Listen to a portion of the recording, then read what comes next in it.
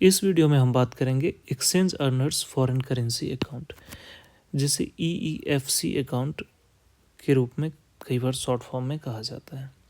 पिछले वीडियो में हमने देखा था diamond dollar account. Diamond dollar account का जो ज़रूरत था वो इसलिए था कि जो एक्सपोर्टर है उसे एक तो करेंसी फ्लक्चुएशन के अगेंस्ट प्रोटेक्शन मिले और दूसरा कन्वर्जन रेट पे बार बार पैसे खर्च ना हो। As an export deficit country हमारा अल्टीमेट गोल है कि हम एक्सपोर्ट को प्रमोट करें। उसके लिए हमें एक्सपोर्टर्स को फैसिलिटीज़ देनी होगी।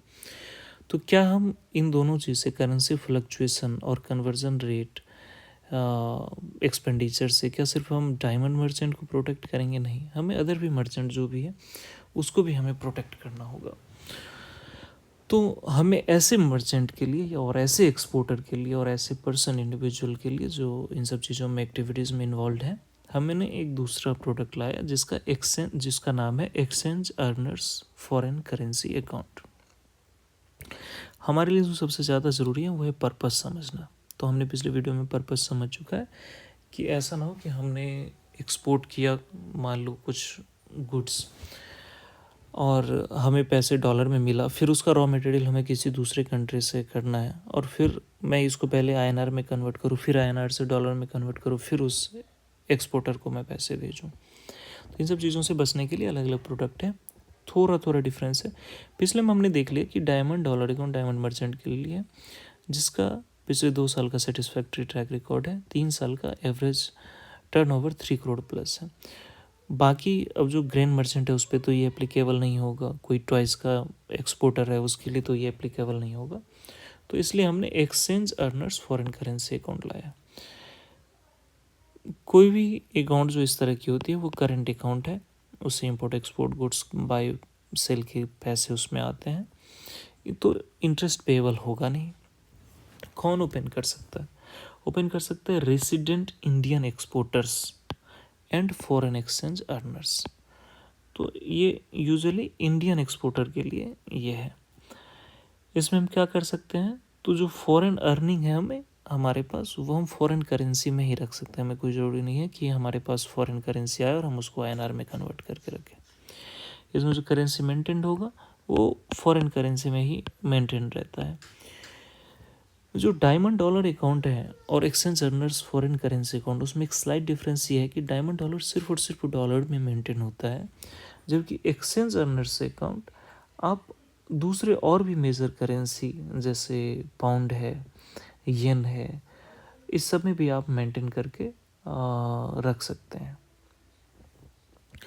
उसके बाद ये है कि यूज़ हम किस चीज़ के लिए करते हैं, तो हम इंपोर्ट पेमेंट्स के लिए करते हैं, फॉरेन एक्सपेंसेस के लिए करते हैं। हो सकता है मैं कोई बिजनेस ट्रिप के लिए कहीं बाहर जा रहा हूँ, या हमें फाइनली लास्ट में कन्वर्जन कर लेना है INR में, तो हम उस पर्पज़ के लिए भी exchange earners foreign currency account को यूज़ करते हैं। अब हम देखेंगे कि इसमें किस किस तरह का क्रेडिट अलाउड है। तो हमें कुछ एक्सपोर्ट करेंगे वैसी क्रेडिट अलाउड होगी।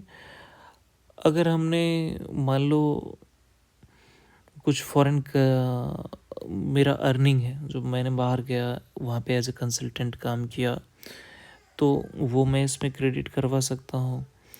वही अगर मैं प्रोफेशनल हूँ, मुझे डॉलर में पेमेंट मिलना है, मैं वो क्रेडिट करवा सकता हूँ। कंसल्टेंसी सर, कुल मिला के ये है कि अगर मैंने डॉलर में कुछ भी अर्न किया वो मैं इसमें डॉलर में या किसी भी फॉरेन करेंसी में वो मैं इसमें क्रेडिट करवा सकता हूँ। इसमें क्या क्रेडिट नहीं हो सकता है, तो इसमें अगर मैंने कहीं फॉरेन करेंसी में लोन लिया है तो वो क्रेडिट नहीं हो सकता है।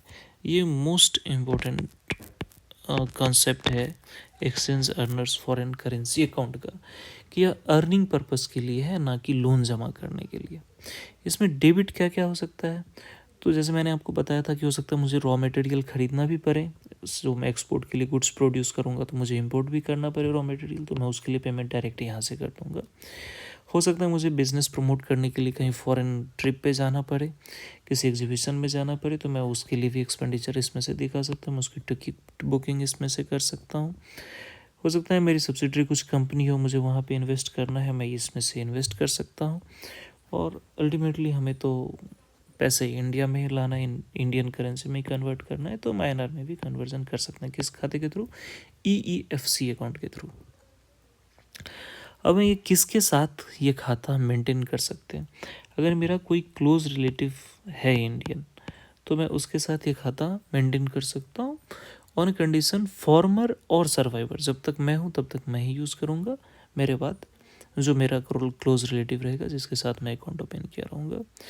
रीपेमेंट ऑफ PCFC और EPC, जो हम प्री शिपमेंट क्रेडिट फैसिलिटी देते हैं या पोस्ट शिपमेंट क्रेडिट फैसिलिटी देते हैं, तो उसका अगर हम एक तरह से बोलें स्क्वायर ऑफ करना या रिकवरी बोलना, वो हम इस खाते में जो प्रोसीड्स आएगा, सपोज़ मैंने किसी को पैकिंग क्रेडिट दिया और उसका मनी मुझे रियलाइज़ होना है, तो और उसने जो एक्सपोर्ट प्रोसीड्स किए थे वो बाहर के इम्पोर्टर ने इस खाते में पैसे जमा कर दिया, तो हम इसमें से पैसे डेबिट करके अपना इस अकाउंट को लिक्विडेट कर सकते हैं। तो हम एक बार फिर से देखते हैं exchange earners foreign currency account का ज़रूरत क्यों पड़ा। इसलिए ज़रूरत पड़ा कि हमें सिर्फ डायमंड मर्चेंट को ही प्रमोट नहीं करना है, हमें अदर मर्चेंट को भी प्रमोट करना है। डायमंड डॉलर अकाउंट सिर्फ डॉलर में मेंटेन होगा। Exchange earners foreign currency account major किसी भी करेंसी में हो सकता है, ये डॉलर में हो सकता है, यूरो में हो सकता है, पाउंड में हो सकता है। चूँकि हमें मालूम है कि इसकी पर्पस ये है कि इसमें फॉरेन करेंसी जो आउट ऑफ एक्सपोर्ट या अर्निंग्स के थ्रू आना है, एज ए कंसल्टेंसी सर्विस आना है, ये वो आ सकता है। तो ये सब क्रेडिट अलाउड है। डेबिट क्या अलाउड है कि मुझे अगर प्रमोट करना है, इन्वेस्ट करना है, कहीं ट्रैवल करना है for the purpose of business. किसके साथ ओपन कर सकते हैं हम? क्लोज रिलेटिव के साथ EFC ओपन कर सकते हैं फॉर्मर और सर्वाइवर मोड में, अर्थात जब तक मैं हूँ मैं ही ऑपरेट करूँगा, मेरे बाद जो मेरा क्लोज रिलेटिव रहेगा वो करेगा। जो पैकिंग क्रेडिट हम दिए रहते हैं फॉरेन करेंसी में, उसको हम कहें तो रीपेमेंट कह सकते हैं कि उसका जो हम रीपेमेंट है वो एक्सपोर्ट प्रोसीड से इस खाते में आएगा, हम उससे रिकवर करके कर सकते हैं। ये था exchange earners foreign currency account के बारे में। जो मोस्ट इम्पोर्टेंट पॉइंट है वो ये है कि इसमें लोन अमाउंट जो फॉरेन करेंसी में वो क्रेडिट नहीं होगा, और जो हम पैकिंग क्रेडिट दिए हुए हैं उसकी रिकवरी हम कर सकते हैं। Foreign currency, major foreign currency में मेंटेन होता है।